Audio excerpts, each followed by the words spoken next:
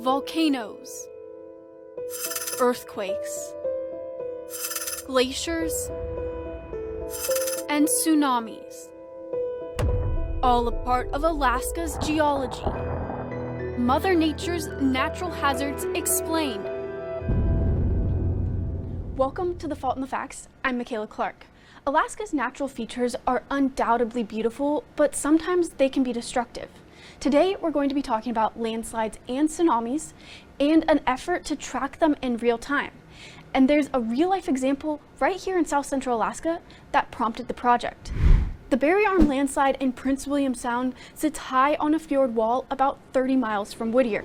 In a worst-case scenario, the land could hit the water, creating a tsunami wave that rivals the size of the world's tallest tsunami. While that wave height would be localized, smaller, damaging waves could hit Whittier and other coastal communities within 20 minutes. We now know Whittier likely would not see extensive flooding, but once this method is developed enough to get a warning out, it could give people time to evacuate the harbor area.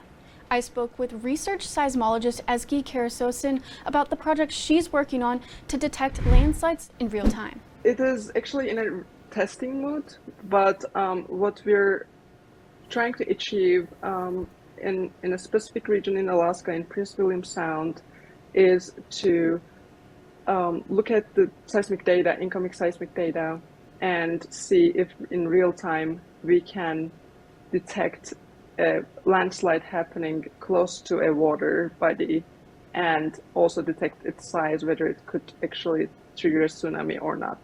So we have this approach that's been tested on historical data, meaning historical landslides that we know that happened. And once that we realize it's actually working, we are now testing this in real time in the Prince William Sound area. How does it work? Are there seismic stations out there by the landslides? So we actually have a particular landslide that we are concerned about. It's the Barry Arm landslide that has the potential of that landslide was actually discovered in 2020. And then Alaska Earthquake Center installed 2 seismometers to monitor that area more closely. And there is also a wide array of monitoring that's going on in that region other than seismic stations.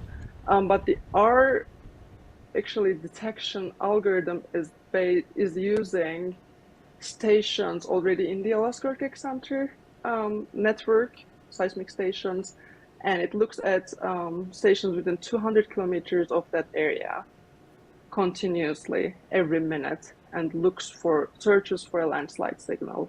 And once it sees a landslide looking like signal, then it locates to see where actually that potential landslide can be coming from, and then it calculates its volume, size.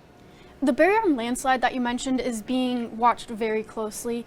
I know there's been concern for the town of Whittier and coastal communities in that area about having a tsunami come in and cause damage. How does having this technology give the people in that area a better peace of mind?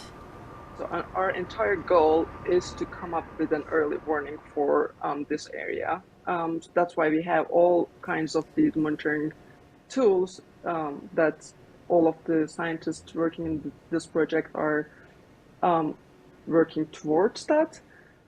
So having this detection approach working in a testing mode gives us the ability to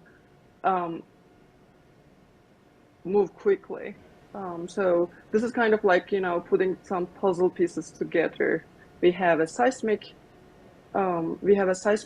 detection, but also we have other tools in this region to monitor it.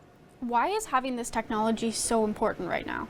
Well, it's mainly because landslides are actually getting more and more frequent with the changing climate. So this is actually a big, huge concern in Alaska because we have these steep fjords and then glaciers. With the glaciers that are retreating, those fjords actually are losing their support.